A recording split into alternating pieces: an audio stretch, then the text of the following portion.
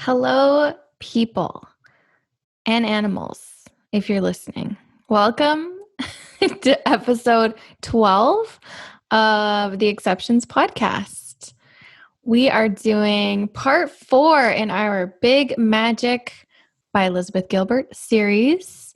Today we are talking about persistence. I'm Jess, this is Fenmore, and welcome to our exceptional podcast. Wow. Wow. Great intro. Thanks. I try.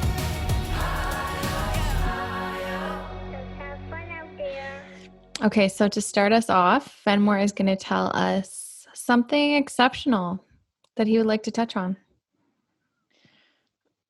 I mean, I'm trying to be positive, but just this past week, I have been dumbfounded by the exceptional ignorance of people. And you know what? I love America and I love Americans, but they're just a prime example of what happens when you have a group of people that have completely differing ideas of the world. It's absolutely crazy. I mean, and it's not just America. Like this can happen anywhere in the world. I think we like to people like to take a crap on America a lot just because they're so big and bold and like, oh my God, Americans are so stupid. But honestly, this can happen anywhere in the world. And I'm talking about obviously this whole election fraud fiasco that's going on in America right now. It's it's absolutely crazy to me, actually. Because if you listen to the other side, depending on which side you are in, it's like you're living in a completely different world. And from someone that is from Canada looking in on it, it's terrifying how scary it is to live in a world where you can have completely different information from someone else at such a high level. Do you know what I mean? Yeah, it's so polarizing. Like, I just feel like people that are on the opposite end of this spectrum from myself are wrong. And they think that I'm wrong. No, but no one is objectively or truthfully necessarily right or wrong. That Well, makes sense? I mean, I if we don't have know. if we, if we have Trump supporters listening to us, I mean, you're very welcome to listen. I have nothing against Trump supporters, but if you believe Really? the election was rigged completely to the point where it was stolen, I am so sorry. You are wrong on this one. So bad. I don't even know where to start. I say that there's no objective wrong or right. Basically, it just seems like it's so like, what is this truth that we talk about if I have this opinion and this other person has this opinion that's so drastically on the other side of mine and we both feel like we're right. I'm not saying I'm right, but I don't know if I can say that I don't have a problem with Trump supporters. No, it's well, the thing about that is someone was saying, Andrew Yang was saying on CNN, like, or on Twitter actually, that over wasn't it 68 million people voted for Trump. So Yeah. if you have to listen to why 68 million people voted for Trump, and if you're just gonna like throw them away as being racist or homophobes or transphobes or just the worst bunch of people, then you're not gonna have a country.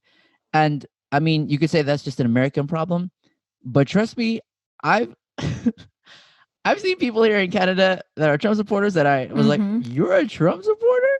Mm-hmm. And if you just dismiss them out of hand, I mean, I don't think you're not gonna learn much about humanity or where we are in our day and age because I guess there's something about Trump that people resonate with, and we have to understand why. I think we honestly do.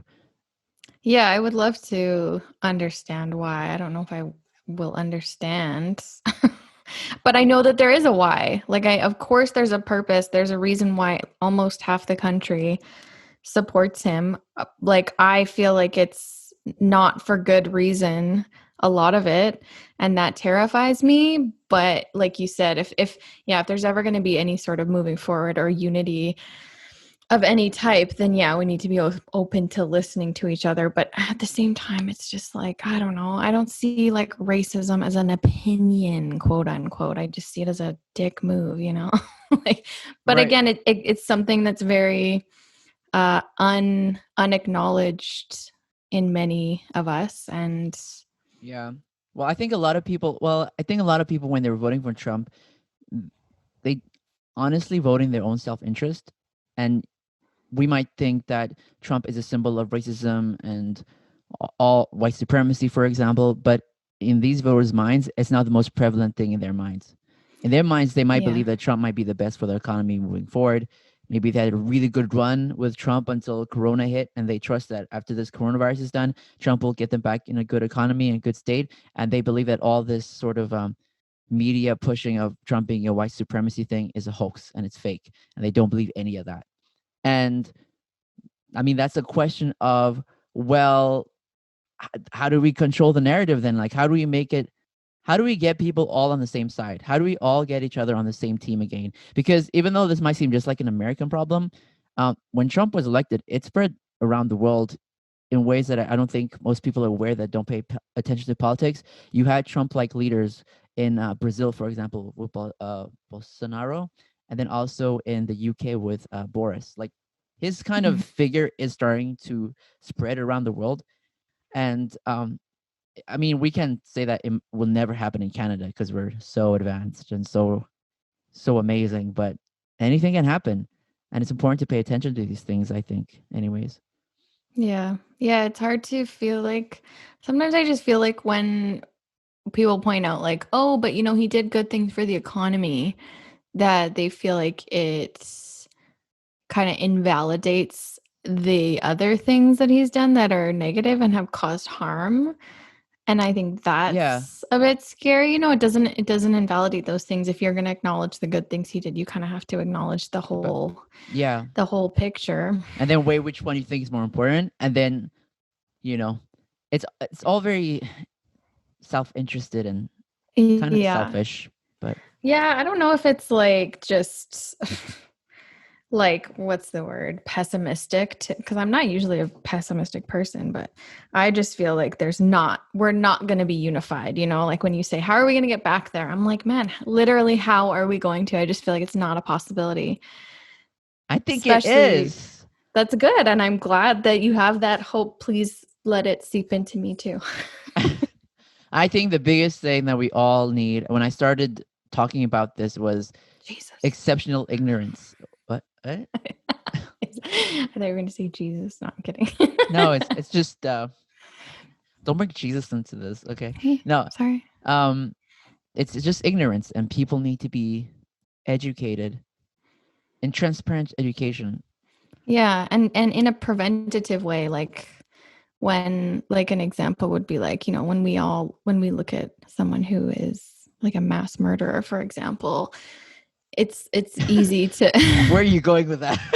no, Okay, no, it's it's good. easy in that moment to only feel negativity towards this person and maybe Right. forget the system that kind of raised them and that they were a part of, and to use that information to then build more preventative systems of like how can we maybe make mental health resources more readily available to people so that they don't get to this point where this is how they're dealing with their trauma, you know. And How do we prevent another Trump coming into power again? How do we deal with the inequality and pain that other people are feeling? Yeah, absolutely. yes, and that does need to come with empathy. And literally, this is the nuance of the conversation. I absolutely do not accept many of the views of some people in the world, but I can be empathetic to how they got there based on their life and where they're from and how they grew up and who taught them this. Like I totally get that. Yeah. I just don't agree, you know. No, I love that because you're understanding the fact that we're all brainwashed one way or another. Yeah, if I was Literally, we're all raised brainwashed. if I was raised or had XYZ exact same life that Trump had, I would be like him too, you know. Probably, yeah. It's very situational as well, and I have the views I have because of my life. I like to think there's an aspect of choice that we choose to reflect and stuff, but that could be just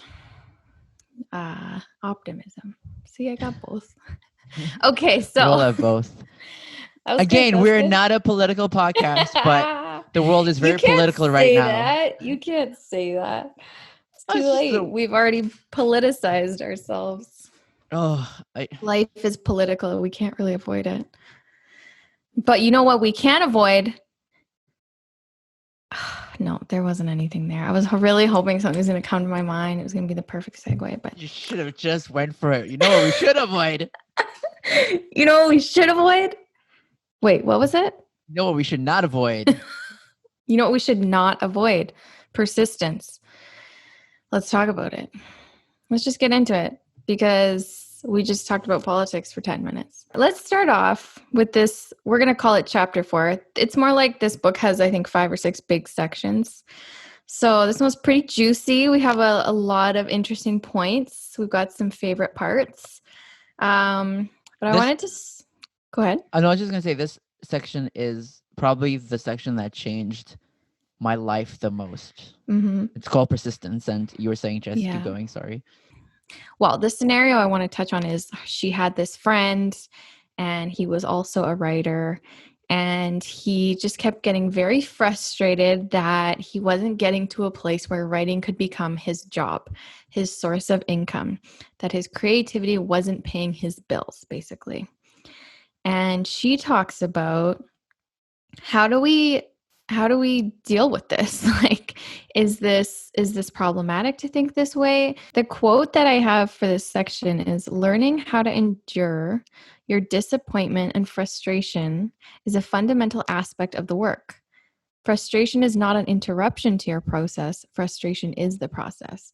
Okay, so yeah, my point here is that her friend is dealing with this frustration about not making it big, not finding external success, not making money from their work.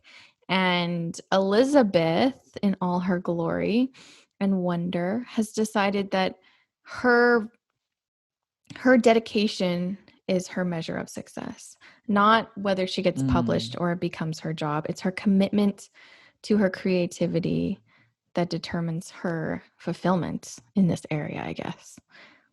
Yeah, it's a switch in mindset. An idea I loved from this section was that starting to understand the process of creativity allows you to be more persistent in it. Like, for example, you go through moments of doubt, you go through moments of laziness, you go through moments of hesitation. But once you understand that that is the process, you'll be able to get through it much easier and just persist because it's all part of the process, you know? She says you don't get to leap from bright moment to bright moment. How you manage yourself between those bright moments is just a measure of how devoted you are to your vocation. Yes. How do you manage yourself between those moments where you're just in flow, things are going great, maybe you find some success? Because it's not going to be like that through this whole journey. It's going to be some challenges. And are you going to stick with it? Are you going to be a miserable sack of crap? Or are you going to push be a yourself miserable through? sack of crap? Don't be a miserable sack of crap. I like how I said sack of crap, and then the next section that we're going to talk about is literally called shit sandwich. So I avoided the word that I was about to say anyway. Lots of poop references. I literally do not like any words that we use to refer to the number 2. Like, I don't like it when people say I went to poop. Like, it's so childish. But then also when people say I want to take a shit, I'm like, I don't want to hear you say take a shit. Anyways. Crap. Doo-doo. Great segue into shit sandwiches. Terrible. Oh, okay. So, yes. She talks about, she cites Mark Manson, who's also a writer in the self-development field, and how he talks about this concept of the shit sandwich, which is basically whatever aspect of your job is the disagreeable part. So what are you passionate enough about that you can enjoy the most disagreeable aspects of the work?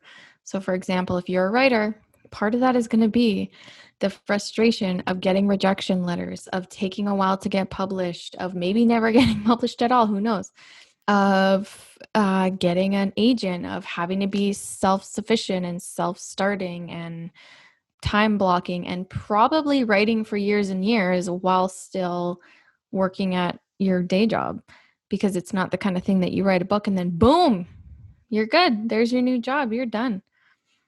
Yeah, there's so many different aspects of any job that you're not going to enjoy. What is the shit sandwich of being a famous musician? Well, let's not even get to famous musician. Let's start with aspiring. Let's start with my current current situation. Because yeah. Let me get through this certain shit sandwich first. Don't pile on my plate. I can't do it right now. um, I think for me personally, as an independent artist, m- my shit sandwiches is very. I don't know. I guess it's a gourmet over here.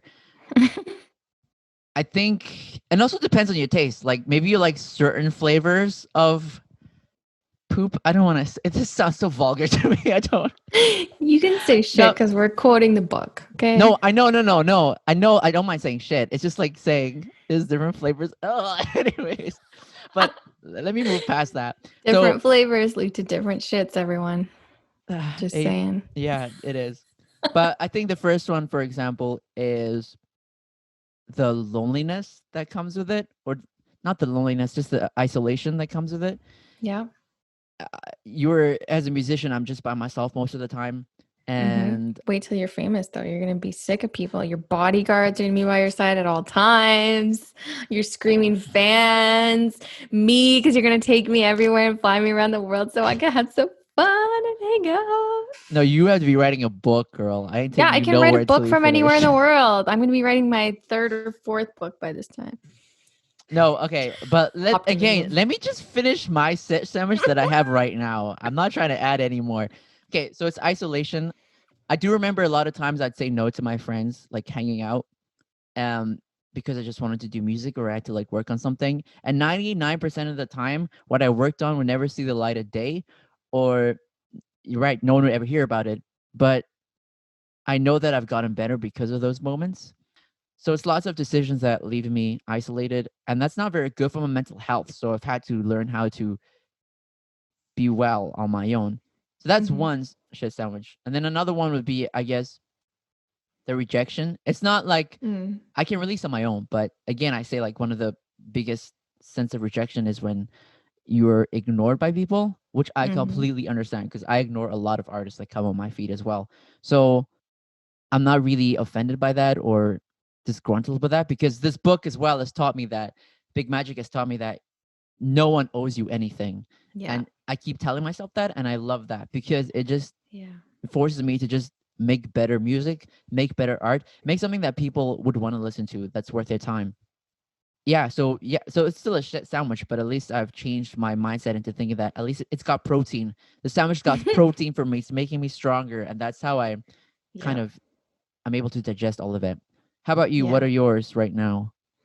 I touched on some of them and I wanted to, she brought up one that's kind of universal to a lot of creative ones that I relate with, which is there's never this perfect condition. There's never this long stretch of time with no distractions where we have all this time to create everything we want. We don't have to work. We're not stressed from work. We're not like it's not a thing. It's this thing that all creatives dream of like, man, imagine I just had this long stretch of time and no other responsibilities. I could just work on it. And if you're rich, maybe that's the case and all your stuff's covered. But for the large majority of us, that's not the case. Um, yeah, so for me, it's prioritizing my own time and learning to be self accountable. Like when I have to be accountable to other people, as we've touched on in the past, it's easier for me and I can follow through and meet that deadline. But when I have to be accountable to myself, I more easily will push that to the side. So that is a part of it. I really like working alone. I don't mind that, but it's just like the starting. I have to start, be my own, like light my own fire under my ass. And that's part of the shit sandwich that I need to absorb. Yeah, and I think that part of that idea is taking responsibility for your life. Hmm. You gotta you gotta make the time yourself. Yeah. And yeah, and we both have to work. We both have to work Yeah, while we do this. It's not like we go to school and we come out of school and it's like, hey, here you go. You're a published author. You're a successful musician. no, It's just not how it works. that's also the shit sandwich we both have to eat as aspiring creatives. Yeah. But you know what? I just came up with this idea. She didn't even write it. So Elizabeth, you're welcome. The shit sandwich is full of protein. Like it's full of good nutrients for your character, for your being. And if you learn to be grateful for it, I know she talks about in the book how her friend didn't want to eat it anymore. He's done with writing. And she looks at his half-eaten shit sandwich and is like, can I have that? That's how much Yeah. she loves writing. But Yeah. I think that's the great mindset of taking on the challenge for yourself, so that not only you achieve your goal, but you become a better person at the end of it. And I Yeah. realize that because I also know that I have to change. And in order to change, I have to take on these challenges and just overcome them and be better. Yeah, an aspect of this podcast that I didn't like at first was listening back to my own voice, and I was like, "Oh God, I hate it." And that was that was a bit of a shit sandwich for a while, but it was something I wanted to push through because obviously I wanted to do this podcast, and now it's at a point where it doesn't bother me anymore. I'm just used to it. I'll wait till 3 weeks down the line. You're going to be loving your voice. You're going to be like, ooh, Yeah, I've gone to who's neutral, that? and the next one I'm like, "Woo!" Never, please don't. Ew. Aw. People, you can hear it when people love the sound of their own voice. They just yap for too long. It's not their own podcast. Yeah, exactly. That's literally us. So on that note, let's talk more about how she says don't quit your day job. I'm Or going to let's put it start. this way, because I love it when she put it this way. Be childlike, but don't be childish. Yeah, let's be realistic here. You can't just quit your job and expect that this is going to happen without some serious effort and work. I'm not saying it's not possible. I'm not saying don't put in the effort, but be realistic. And also, kind of the way she talks about it is be respectful of your creativity. And kind of her quote is, I never wanted to burden my writing with the responsibility of paying for my life. I Mm. just like that she acknowledges that and kind of pays that tribute to her Okay. creativity. Yes, that quote there changed my life. Changed my life. You also must understand. Before I read this book, I really was the most pathetic, cliched artist mind. I don't even know how to explain it. I was like, oh my gosh, I just need to make music, make money for me. I'm just gonna be tortured all the time because like this is how I make good music. But yeah, anyways, this book changed all of that, and that quote really changed my idea of, hey, why must music pay for my life? If I love it so much, why can't I make sure that I'm paying for it? Yeah, and you're not more legitimate in your craft because your creativity pays for your life. She says, just take the pressure off yourself, dude, and get a job. There's no dishonor in having a job. That is her advice to those people that are struggling and have put all their eggs in one basket. Don't do it. She says, I love this. This is a world, not a womb. Okay, Elizabeth. Little slap in the face. I just so love her love of writing. Like she's just such a good example of how when you get those anxious feelings about your work and your creativity in your life, she's very good at bringing it all back down to baseline and just showing like, you know what, really at the end of the day, I have this desire to do this thing and I'm just going to focus on how amazing that is. Like, that's so cool. I want to do this thing. I want to do it so much that I will still work a day job or three, as she did, and find those hidden moments to do the writing. I will find the time whenever I can to do it, even though I have to do my work and I have to pay my bills. It's that important to me and I love it that much. Yeah, but I'm just gonna call Elizabeth out for a second Ooh. because I found it a little. I don't know if it's just me, but she has a chapter in this section titled "Having an Affair." And the way she wrote this part, I mean, she was talking about like you want to love music so much, like if when people are having an affair, they find ways to like get together no matter what, right? And they Mm-hmm. in the stairways, hidden, I don't know, hidden rooms. And Mm-hmm. I don't know, but the way she wrote it, I'm like, do you have a toxic idea of affairs, Elizabeth? She kind of romanticizes having affairs. I'm like, Oh my gosh. let's not make cheetahs role models here. No, no, no, no, no. Right. This is But I not. think she could still compare this I know, positive thing yeah, to her to a negative I thing know what with she was that. doing, but I was like, Oh I don't my know God. about Basically, that what one. she's saying is like, it's kind of like your day job is your marriage in a sense, and your creativity is this affair you're having. She said, she said, what else are you willing to give up in order to be alone with your beloved? Don't think of it all as burdensome. Think of it all as sexy. Sure, Elizabeth. Sure, I get what you're I like the saying, but metaphor. I think it's funny. it's funny. Yeah, we totally understand that. Another kind of aspect of that she talks about too is like you do you want to talk about that story about the dressing up? I found that really interesting. I really like that part. Yeah, for sure. Just talking about this novel by this guy, Lawrence Stern, is called Tristram Shandy. Yeah, and so this character Tristram dresses up every time he has like writer's block. He dresses up to the nines, like he gets dripped, like just blinged out, so that he could draw in inspiration. And you know who else does that? And I Oh love that idea, god. but Beyonce Who? also does that apparently. Nice. I remember seeing an interview where she was like, "If I'm not feeling the best, I get up and I put on my makeup and I'm trying to imitate Beyonce without really for totally forgetting how she talks. I know she's very soft spoken, but she's like, Oh. I dress up, I put on my lipstick, What is this I accent? get my hair done, Dawn. and then I go slay.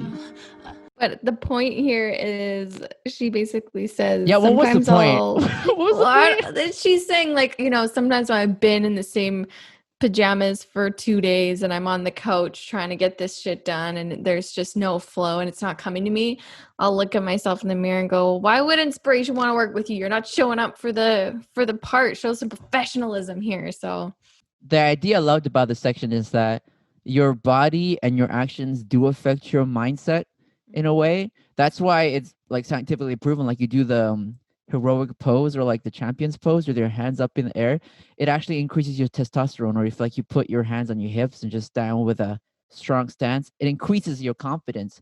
So your yeah. actions do affect your mindset, and that's kind of like the idea she's trying to bring forth. Like Yeah. try to seduce inspiration by seducing Yeah. yourself in a way.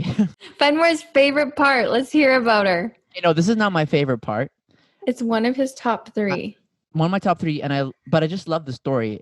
She talks about this woman named Winifred, who is a expert on ancient Mesopotamia, and who became an expert on ancient Mesopotamia at the young age of 90 years old. She started learning Mm-hmm. it when she was 80, and I love this story. I had dinner with my friends the last night, and I was asking them, what is going to be your second career? What are your second career ideas? And I love normalizing that idea because it's the idea of persisting on living a full life throughout your entire life. You Yeah, know? you don't have to do the same thing for your whole life, have the same career, live in No, the same country necessarily, I think we be don't with the want same to do people. that. No. We want to, you're allowed to defy the narratives that society has set up for what you should be like at your age, right? Um, or for example, you must give up certain aspects of your humanity just because you've gone around this rock ball a few times. Like what?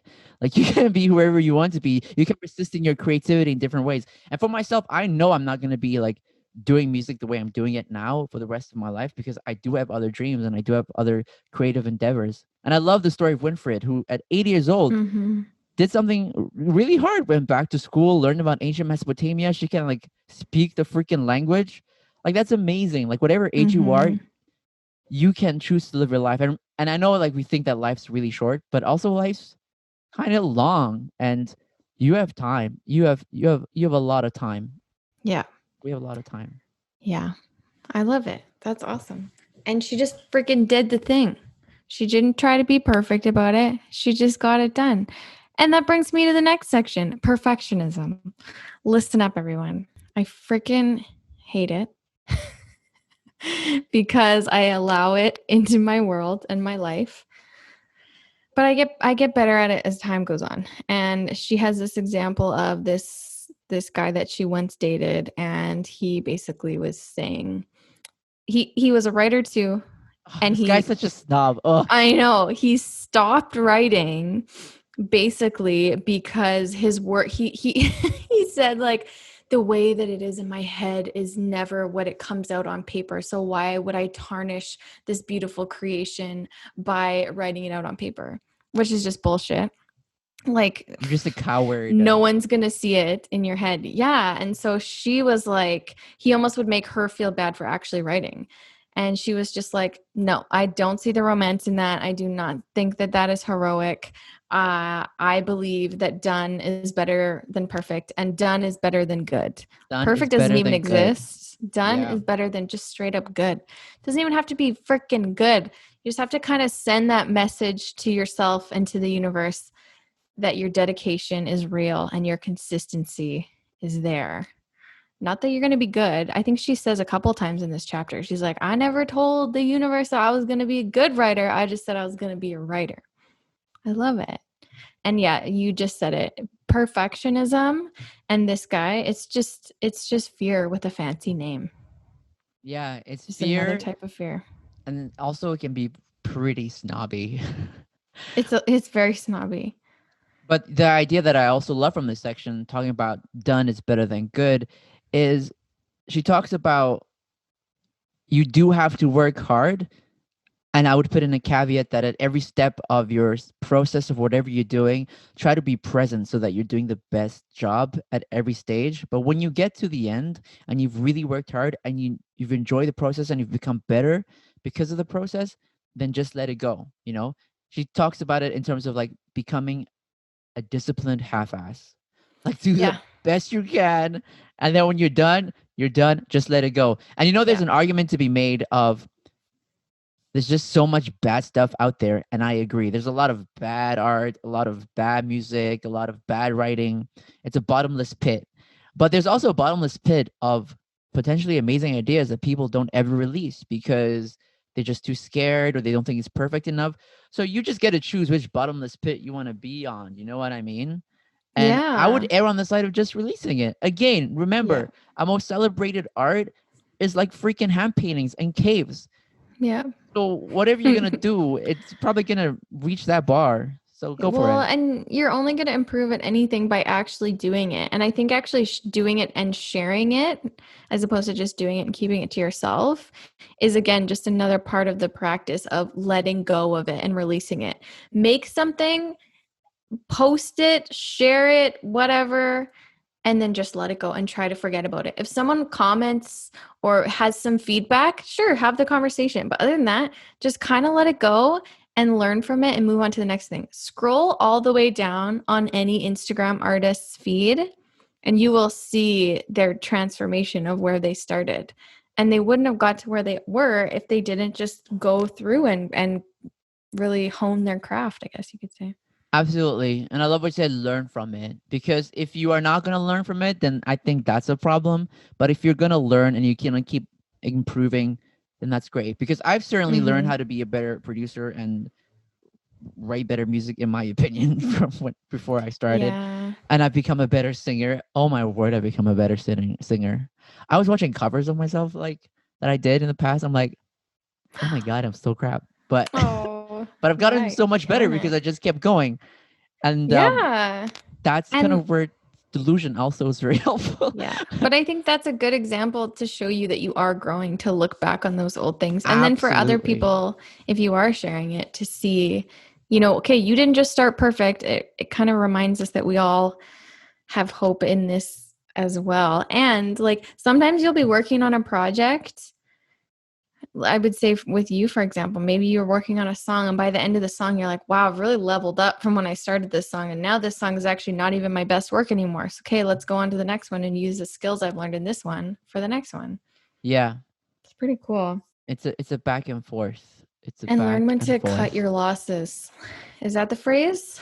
Like Yeah. when she said she wrote this book and she basically put this character in, and she knew when she put this character in that it was just to kind of make the plot go the way she wanted to. And I think she knew though that like, yeah, like she was saying she could have done quote unquote better, but she's like, it would have taken me an extra like 70 pages in this already long book. And it was just one of those situations where she just wanted it to be done, and it was okay, and it didn't like drastically affect the book. Many people didn't even notice, but she knew that character didn't have a lot of depth, and you know some people did point it out, And again, that was the decision. Maybe that wasn't the best she could do at the time, but she made that decision and then she moved on and she went on to write her next book Yeah. rather than sitting with it for years and just trying to figure it out. And, you know, Yeah. she ain't about that. She says at best, and I totally agree with this. Sometimes you just have to release it, just just for the simple fact that you can move on and go do something else that'll make your heart merry and cheery. Yeah. And like good old Santa Claus from London. What? I have no idea where that came from. The Okay. accents today are just, oh, I love it. Okay, can we talk about the Living. final thing that for real changed or just Mm. made me so amazing? What is it? That made me so amazing. She made you amazing and you've been just shit talking her this whole time? Wow. um, I criticize you because I love you, Elizabeth. Oh gosh, sorry. Inappropriate. Um, Looks like someone wants to have an affair. stop. No. I'm kidding. Just like to make you I was respond like that. genuinely offended for a nanosecond there. Well, you'll be I okay. hate cheaters. Cheaters are the worst. But where's your empathy? Why are cheaters any worse than Trump supporters? Let's get into it. New topic. I'll see you next week. Just Are you saying. done? Just saying. Apply the same rules. No rules when it comes to cheaters. They ruin lives and destroy I agree. families. I don't agree with them, but there's probably empathy there of why they No, did what they yeah, did. there is, but we're not gonna give them any. Okay, so going back to what this podcast is about is the one of the greatest things that this book has taught me or brought to my attention is that there are usually three factors to success. Three, what I call three cards that you're handed in life: your talent, your luck, and your discipline. And I remember I talked about this on a podcast before. What is my accent today? Anyways, so talent, luck, and discipline. Talent and luck are usually set. Like you can't decide how much talent you're gonna get when you're born, and you can't really decide your luck as well. For the most part, it's just whatever happens to you in life and what situation you're born into. But discipline is the one card you can play. And I guess this just speaks to my conservative side, my stoic conservative side, in believing that I can influence my life to a great extent if Did I you say just play. can? I can, Yeah. yeah, that I Okay. can influence my life to a great extent if I play this card really, really hard. Like, really Mhm. play this card. That's the only card you got. Discipline. Well, you got to work it really hard. And that changed my mindset so much because I used to be so caught up in this idea of, well, I just got to be lucky. I just got to be lucky, you know? I just got to become more talented in a way. But in order to be more talented, or I guess to be more skillful, you just have to be more disciplined and work on your craft.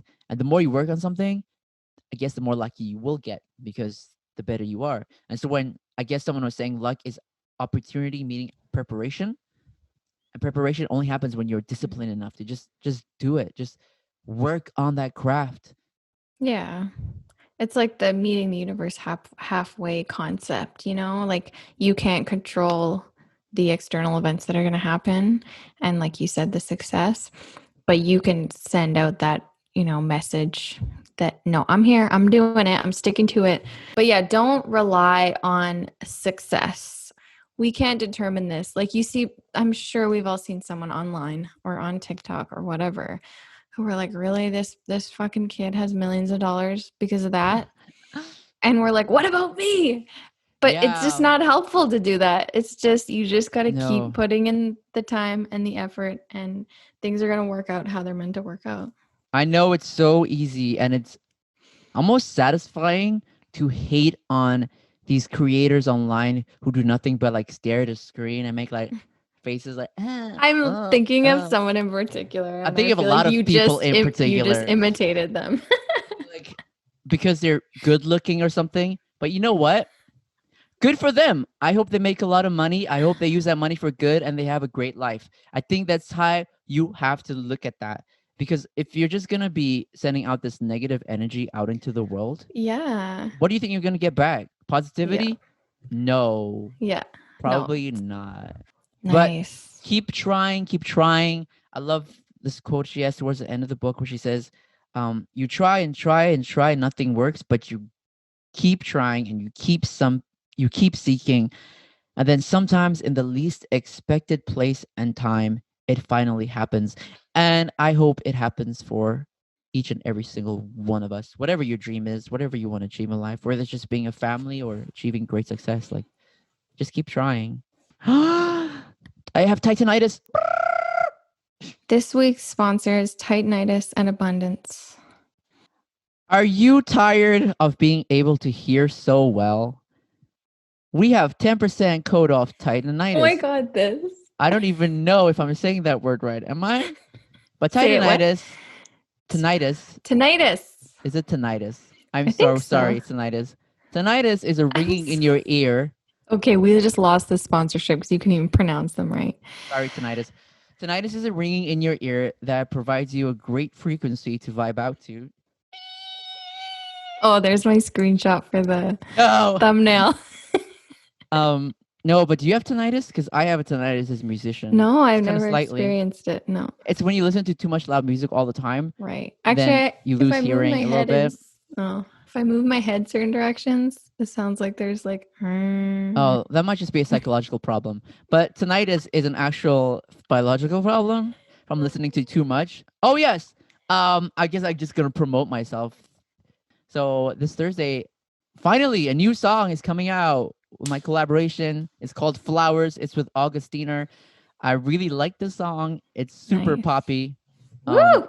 It's gonna be Excited. a good time. But look forward to my new song Flowers this Thursday, everyone. Uh, I'd appreciate it. All right. We'll see you later. Have fun out there.